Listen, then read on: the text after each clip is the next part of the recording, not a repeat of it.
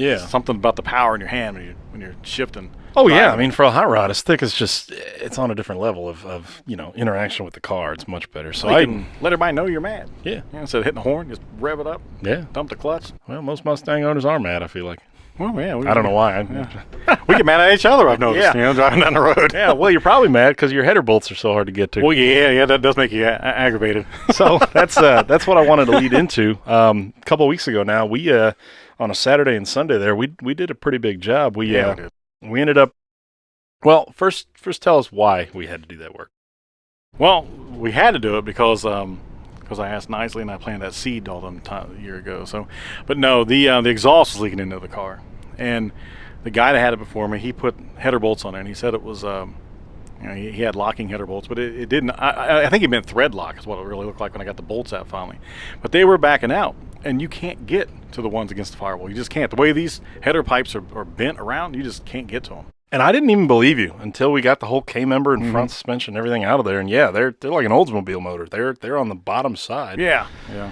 So what we ended up doing was I brought over my engine hoist. We had the car up on jack stands, tires and frame off the car, or frame in the air. Hooked the motor up to the engine hoist, suspended the motor, and then dropped the whole K-member and front suspension out of there. So it was struts, brakes, steering, rack and pinion, the front K-member, everything came out. Yeah. And then I felt like those bolts were still kind of like, I mean, you could get to them, but they were still kind of like, Yeah, it wasn't. So at least with the motor being kind of up there, I had flexibility moving the motor up and down a little bit so I can get to it. But I don't know, those back ones are still a pain in the ass. I mean, I really had a hard time getting to them. Yeah, that's kind of when I left you. I was like, I helped you get the K-member out. I was like, okay, well, you get the work done. I'll come back to put it in. Yeah. Well, the passenger side was relatively, in the grand scheme, easy. Because when I finally got to the driver's side, that was a pain in the rear because the steering shaft's all the way through it. And I didn't want to disconnect all that up at the top or anything. And so I kind of just had to finagle it. Once I finally got the bolts off, it took me at least an hour to get it back on because I had to raise the motor up a little bit and then because remember it was cockeyed. Oh yeah. The motor was cockeyed a little bit, so I was adjusting it a few different times trying to get the slide over in there just to move it, because they don't have anything to rest on. So I'm trying to pull on one side and just to line it up and then get a bolt up in there, and so I want to make a good seal. But if I looked at those header gaskets, and it's a good thing we done it because I don't know. I mean, people might watch this and think I'm stupid, but maybe I am. I don't know. But the oil.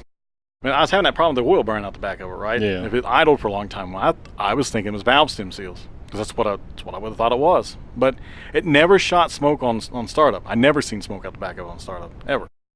And so that made me think that maybe there's a slight chance that it's not.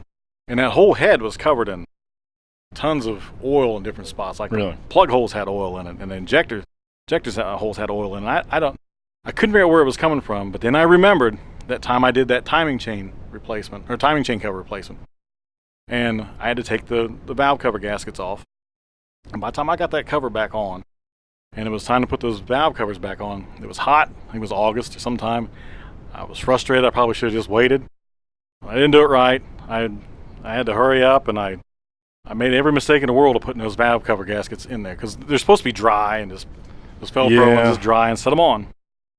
But I couldn't get them on there because I didn't take the time to clean the old oil off. So I ended up thinking, well, I'll just put some RTV in there and hold it. And then I raked it across the cam on the top, trying to just jamming it in there. I was done. And that created a leak. I think we've all been there. Yeah. You're so putting things back together frustrated. Yeah. I mean, it's usually the final steps that you're like, just get done, Yeah. But on the passenger side, I didn't take as much care as I should have, and it was leaking off those valve cover gaskets, and it was blowing out the top. I noticed that, so I ended up having to go back there and lifting it up and trying to jam it back in there because there was oil shot all over the place back there. Really? And then I think that might have got sprayed in up to the top, and then but I think it was always seeping out when it got hot, and it was coming down down inside because the hole or the gasket for the headers. I mean, it was since they were leaking, and they were blown out on the end, and then both ends actually were ate up. They were gapped. And I couldn't tighten them, so I think it was kind of maybe seeping down in there and then collecting at the bottom of that header and then burning out the back every so often. But you didn't have to do valve seals, so that's a win. Yeah, and I know that sounds crazy, but I've let that thing idle for half an hour and then just hammer that gas, and not a drop of smoke comes out the back. So I think we did. I'm glad I didn't touch the valve seals. Yeah, it sounds like it. That would have been a pain. Yeah. So you did those, and then you also did the oil pan gasket, right? Yeah, the oil pan. That was actually the easiest part to do it. But well, because the K member was out of it. Yeah, you just touch everything then. Yeah. Something had to come out of it. I mean, a lot of cars have been like that for decades now, where, I mean, if you want to do an oil pan seal on a rear-wheel drive car, you're pulling something. You're pulling the K member if it's that kind of car, or you're pulling the motor. I mean, they don't make it easy. Well, it had a little bit of leakage around it, man, because it was wet. The oil that was on the bottom of that never really dripped on the ground. I mean, I never seen any spots, but every time I was under there, I could see, like, you could touch the bolts and there'd be oil on the end of it and stuff. So I thought, well, since the K member's off, now's the time to do it.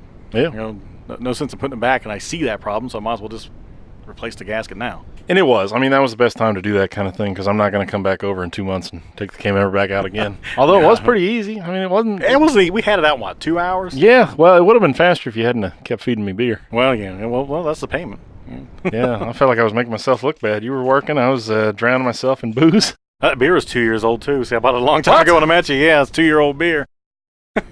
You didn't tell me that? Well, no, but it tasted good, didn't it? It was still cold. It tasted like year-old beer. Well, see, it ages well then. Lucky I'm still standing here. Tell Budweiser thanks. Oh, jeez. Yeah. All right. Well, yikes.